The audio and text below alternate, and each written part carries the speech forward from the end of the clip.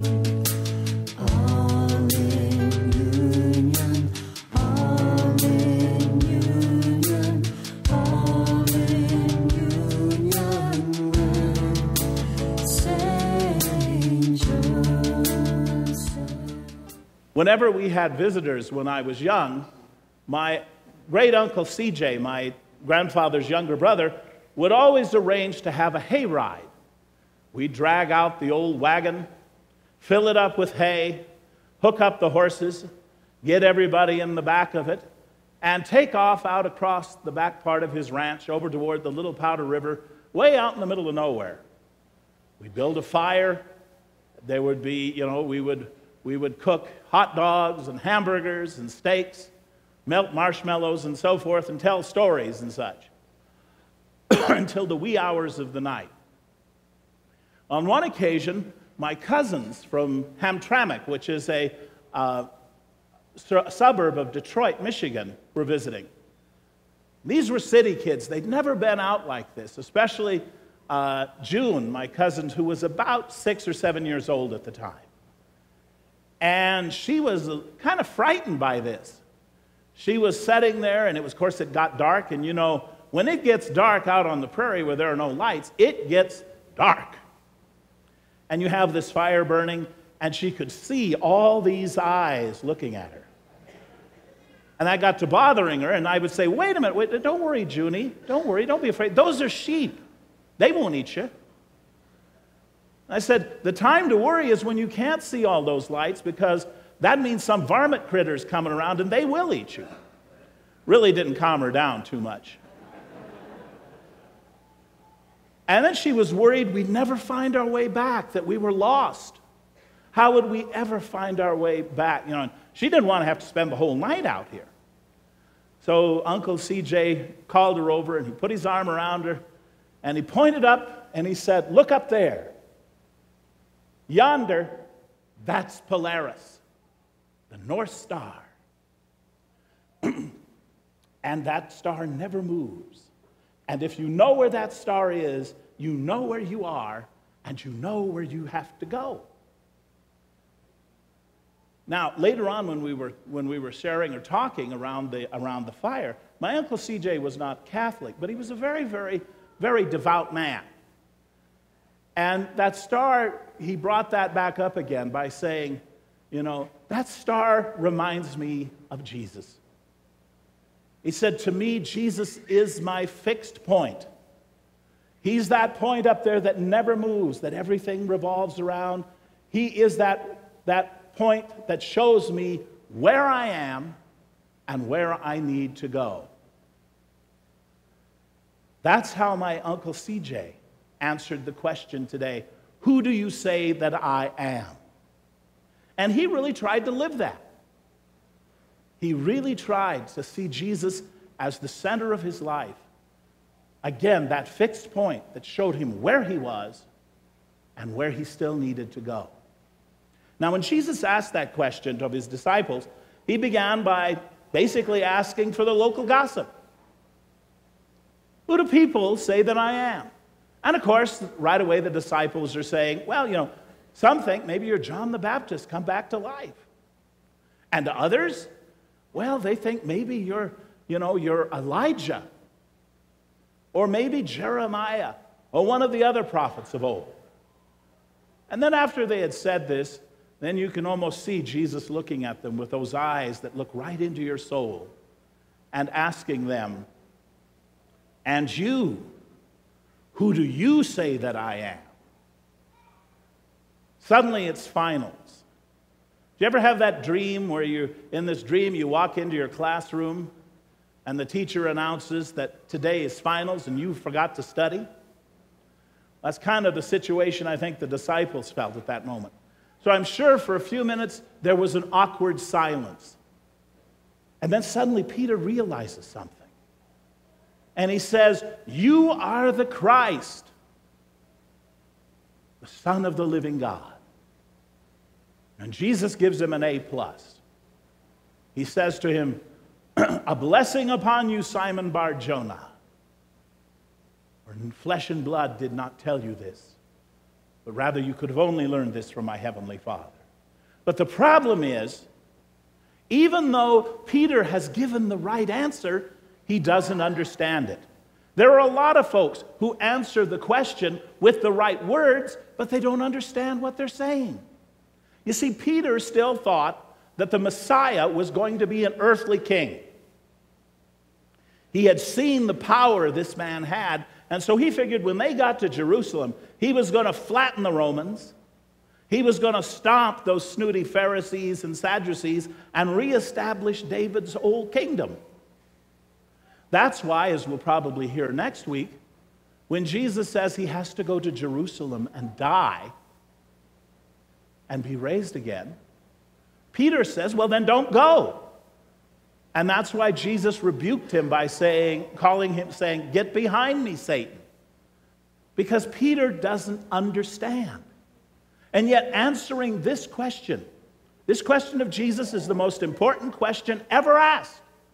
Because it is the key to happiness, it is the key to meaning, it is the key to life. And if we don't answer it correctly, or we answer it with our mouth one way and our actions in another, we can get into all kinds of problems. Let me give you an example from the Bible. In the Old Testament, in the book of Samuel, in chapter 4 and 5 of the book of Samuel, Israel is fighting for its freedom against the Philistines who are trying to establish their dominion over the Israelites. So they go into battle and they get whipped. And so the Israelites are trying to figure out, why did we lose? Well, God isn't with us. Why isn't God with us? Well, the answer was simple. He wasn't with them because they were sinning. They were doing everything God told them not to do. Do they want to change? No. They decide, no, the answer is, bring the Ark of the Covenant. Then we'll have God with us. So they send off to Shiloh, and the priests bring the Ark of the Covenant. And it said when they came into the camp of Israel with the Ark, the men were so enthusiastic, they shouted with such vigor that the earth shook. And filled with what they thought was the Spirit of the Lord, they stormed out of that camp and attacked the Philistines, and they got trounced once more. You see, the way they were answering the question, maybe not with their mouths, but with their actions was, Lord, you are our good luck charm, our lucky piece, our lucky rabbit's foot. We don't have to change our lives. We don't have to repent. We've got the gold box. But you know, you always have to think about it for a minute. That idea of the lucky rabbit's foot. Wasn't all that lucky for the rabbit, was it? You know? Well, and they got clobbered. That reminds me of a man, when I was stationed in Chicago, we had an usher named Canario because he came from the Canary Islands. And Canario would, almost every day, you would see Canario in front of the Blessed Sacrament or the statue of St. Jude or in front of the Blessed Mother, praying his heart out that God would deliver him and heal him from his emphysema. And while he is doing this, he is chain smoking in church. See, he wants to be healed, but just like the Israelites, they don't want to stop sinning. He don't want to stop smoking. So what he is doing is he's changing the Blessed Sacrament into nothing more than his lucky charm. And it just doesn't work. Then you have the Philistines. Now the Philistines, they defeated Israel and they captured the Ark of the Covenant. And what was their reaction? How would they have answered the question, who do you say that I am? They would have answered it by saying, we have power over you. Our God's bigger than yours, than you are. And we've whipped you. And now you're in our command. These are people today that do magic or want magic. You know, like the fellow who came to me a while back and wanted to be healed of his alcoholism. And when I said, I'm going to pray over you, I'm going to anoint you, but I'll only do that if you promise me you'll get into a treatment program. Absolutely not. I want you to heal me right now. What he wanted me to do was drag out my Harry Potter wand and do magic. But I'm not a wizard. And the same thing is, when you try to do magic, when you try to use God for magic, generally bad things happen. Look what happened to the Philistines. They put the Ark of the Covenant in the temple of their God, and the next morning they come in and their God was face down on the floor, his idol. Well, they sat him back up, came in the next day, he was back on the floor, busted into 3 pieces. Then God showed them who was in charge by infesting the city with mice. Everywhere you looked, there were mice. Then he really got down and dirty because he infested them all with hemorrhoids.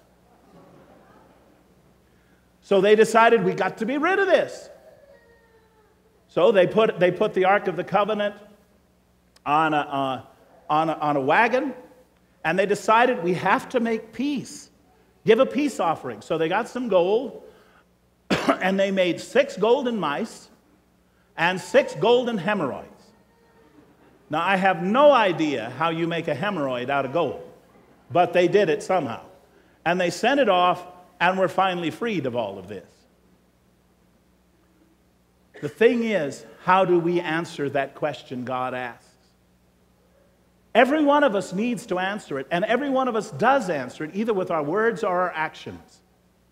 I can't tell you what your answer must be, but I can share with you how I answer that question when the Lord looks at me and says, Daryl, who do you say that I am?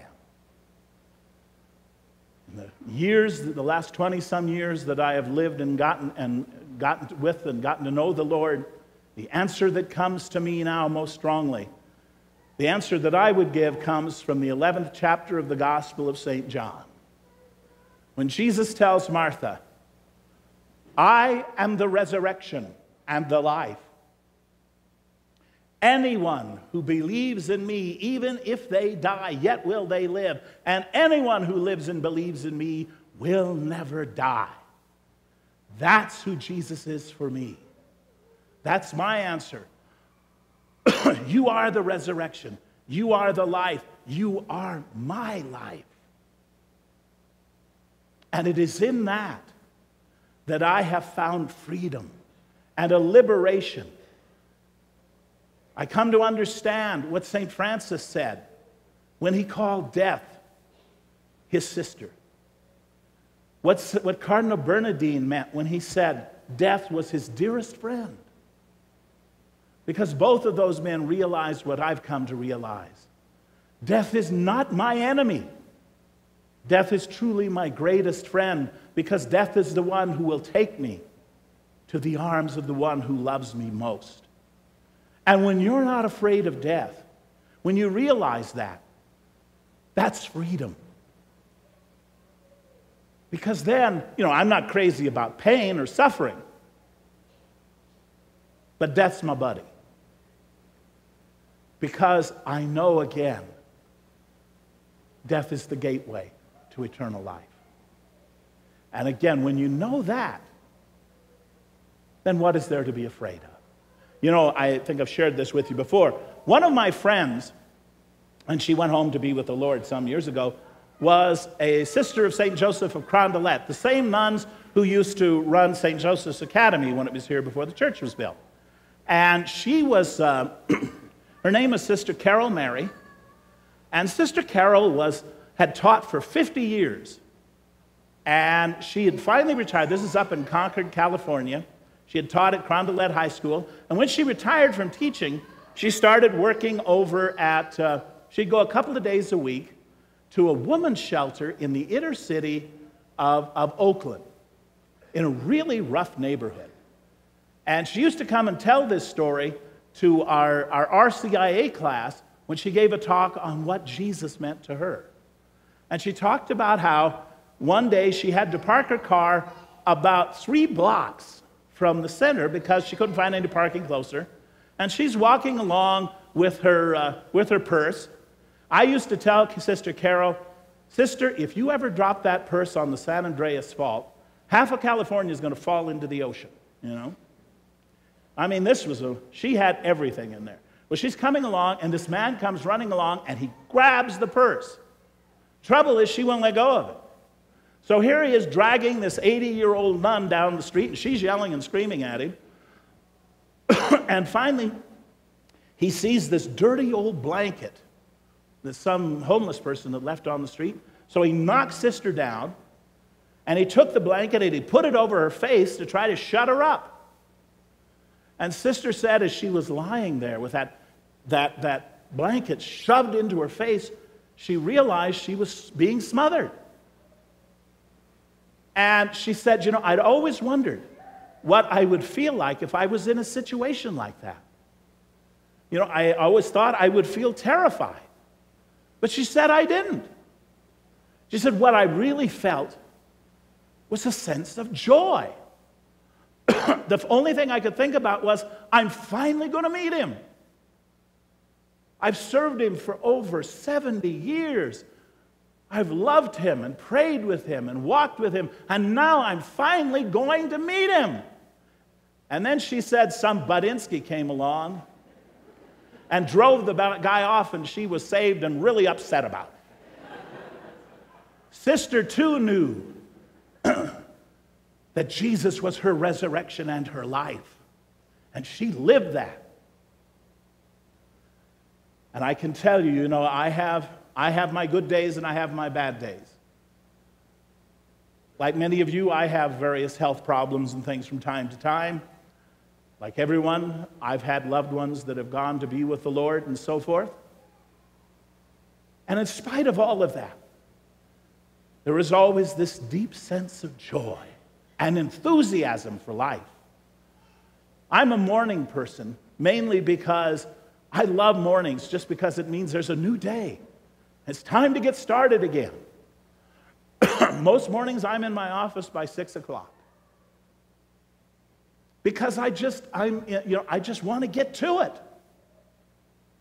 Some of our visitors tell me from time to time that they love my enthusiasm. That's where it comes from. When you know that Christ is your resurrection, when you know He's your life, when you've answered that question that Jesus asked, and when you try to live it the best you can, like I say, there is a freedom and a joy that comes from that just cannot be expressed in words.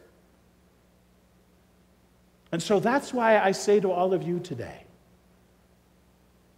we all need to consciously answer that question.